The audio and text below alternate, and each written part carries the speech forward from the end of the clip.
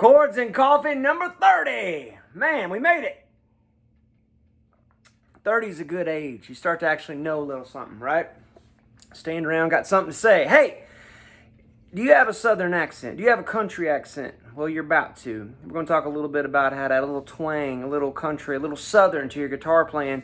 Now, I know some of y'all right now are going, well, I'm not going to watch this because I don't like country music or whatever. Well, hold on a minute, because there's something intrinsically country, dare I say southern, stay with me, in all manner of rock and roll. I'm sorry, it's out there. And honestly, jazz, because what I'm about to show you is country.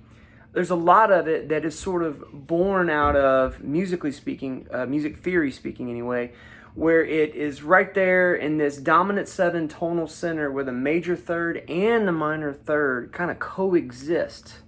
Sort of an all-inclusive tonal center, if you will. And this shows up not just in country, but obviously in blues and a lot of jazz stuff and a lot of anything that's kind of funky. And I want to unpack that, but let me just kind of show you what I'm talking about first. So I went and found this. It says classic country. It's got a 335 on it. Key of E, 130 beats per minute. Hold on, folks. So I'm going to start off with E major. And all I'm doing here is I'm adding this little walk up where I'm going F sharp, G natural, G sharp.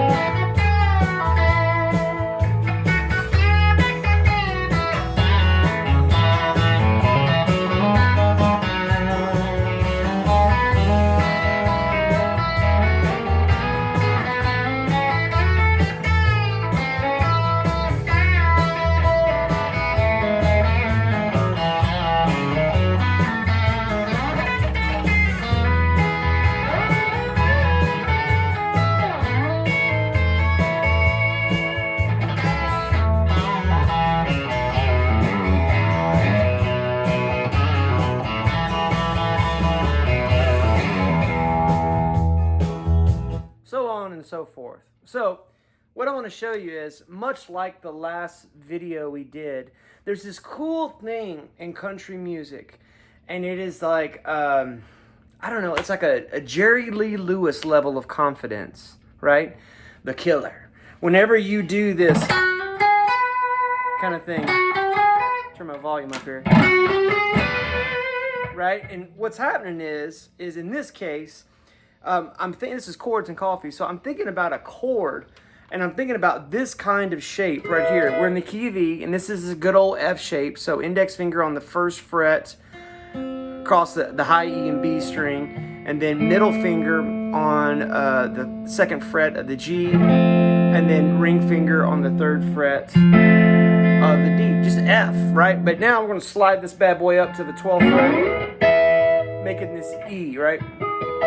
Now, this little maneuver I'm going to show you is sort of born out of this shape, okay? And in fact, this shape is kind of going to be the compass, if you will, or the guidepost for all these little licks. And look, even if you don't, play, look, I'm not a country guitar player. I mean, any dyed-in-the-wool country guitar player would hear what I just did and go, nice try.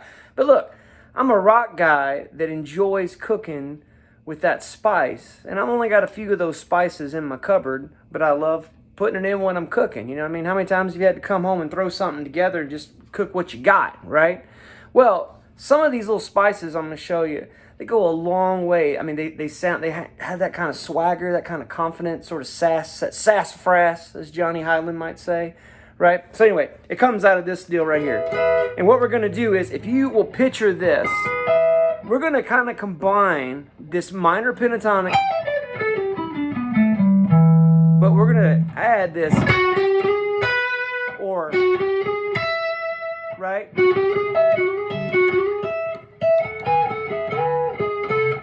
That's like Scott Joplin. That's like ragtime, right? That little lick. And all that is I'm starting on the 11th fret on the G string and going 11, 12, 13, and then 12 on the high E, skipping the B. In fact, that's a great first, if you don't do anything country, that's a great kind of lick. And then this little,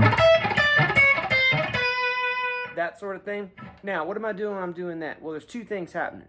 Number one, we've been talking about thirds, these third intervals. I mean, this goes all the way back. Gosh, it may be even Chords and Coffee number 3, and definitely number 6, right? But these things are super handy, and we've been, of course, improvising with thirds too. And so in this case, I am traveling down. Stay with me on this. I'm traveling down the A major scale. Why A major? Because I'm invoking an E7 tonality. Stay with me. E7. Dominant 7 chords have a function, and that is to take you back to the 1. So in other words, dominant 7s have this built-in desire for resolution to just the structure of the chord. When you see a dominant 7 chord, in this case E7, right? This wants to go back to an A. And so, to even break it down further using music theory, I don't want to get too far in the weeds on this, but when you see E mixolydian, that is saying E is the 5th of what? E is the 5th of A. Okay, how do I know? Well, it'd be real good if you took the time to learn your major scales. And I'm not, look, I know you work hard, you come home, you just want to relax, play guitar, but every so often, just sit there and you can find, there's several different ways. I like the 3 note per string thing. In fact, if you want me to do a lesson just on major scale stuff, comment below and say, Nate, let's do a Chords and Coffee on major scale. Meanwhile, back to this. E7 wants to go to A. So I'm going to descend these thirds as though I'm in the key of A. Right? And so when I'm doing that, I'm on the G string and the high E. And so I'm going 13 and 12, 11 and 10 for that D. And I'm thinking of this as E, D, and then C sharp. And this is 9 and 9, G and high E, same strings, 7 and 7.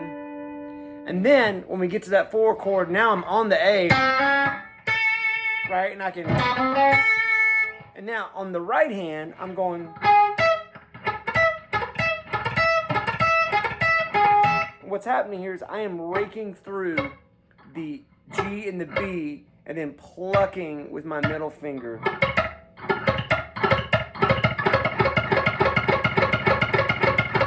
And so up to speed, it's, right? That's one of those things, it's like bicycle balance. If you'll just sit there and work through that. In fact, here's another Chords and Coffee thing. If you want me to show you this, I sat down one day and just built this little exercise.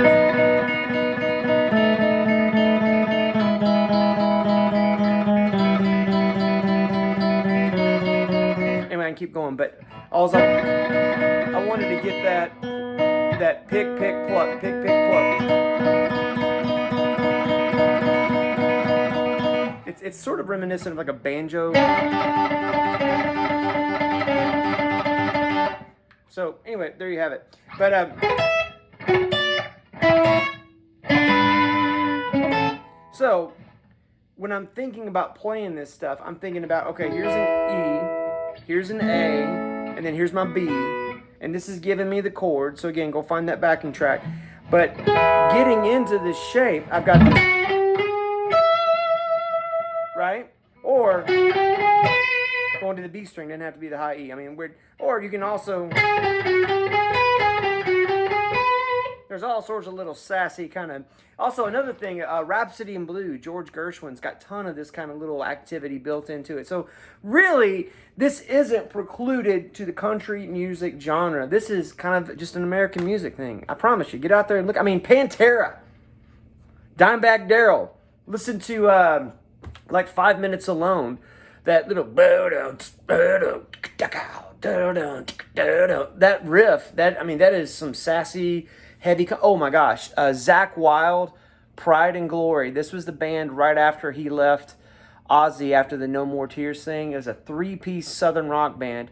There's some really cool stuff on there. Pride and Glory, Zakk Wylde. There's a song there called "Losing Your Mind" that is like the precursor to the grunge country movement that I think personally there's a lot of that around today. We just call it, I don't even know what we call it anymore. Right below, if you know what it is. It's called country rock or rock and roll with cowboy boots on, as far as I'm concerned. Anyway, love y'all. So, besides that sort of thing, you can combine that kind of activity. Again, we're adding a major third with a little chromatic movement to our good old-fashioned pentatonic scale. Right? And then, from here, you can also just go into your major scale. It's C sharp minor pentatonic. Right behind here. Also, don't forget, we talked about this last lesson. If you didn't see it, go take a look at it. You've got those little licks right there, but you can add to it. So let's just kind of do this again one more time. We're just adding a little southern accent, just a little country to what we're doing here. And you don't have to think about it too hard. In fact, try not to.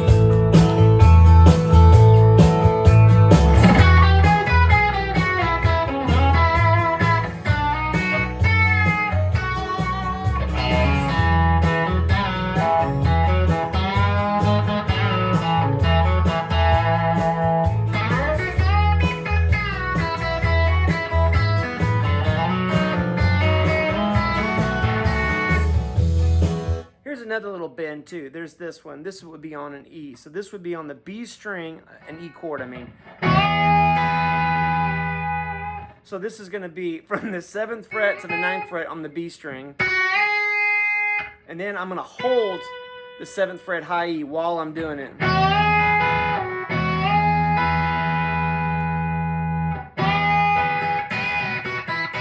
And also, when I'm doing that, I'm probably not playing the low E. I'm just doing that so you can hear how that works. But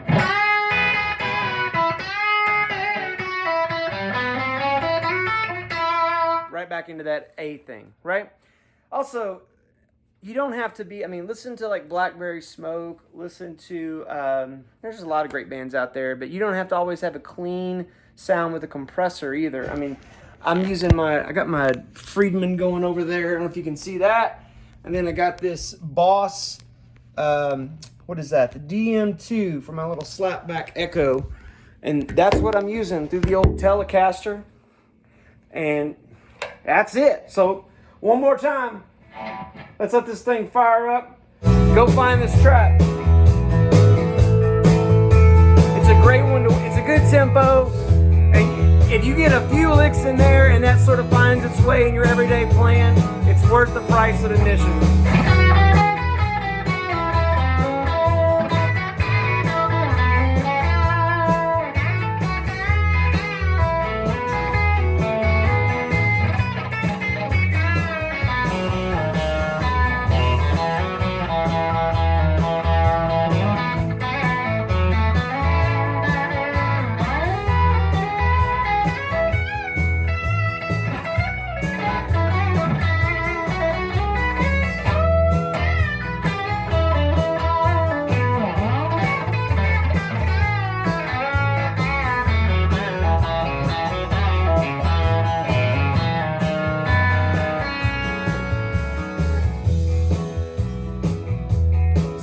You can see right there, a little bit of confidence, a little bit of fun, and a little bit of major third and minor third coexisting can make some mighty fine chicken picking. I would love to hear how it's working out for you. Comment below. Thanks for watching. Y'all have a great rest of your Saturday. We'll see you soon.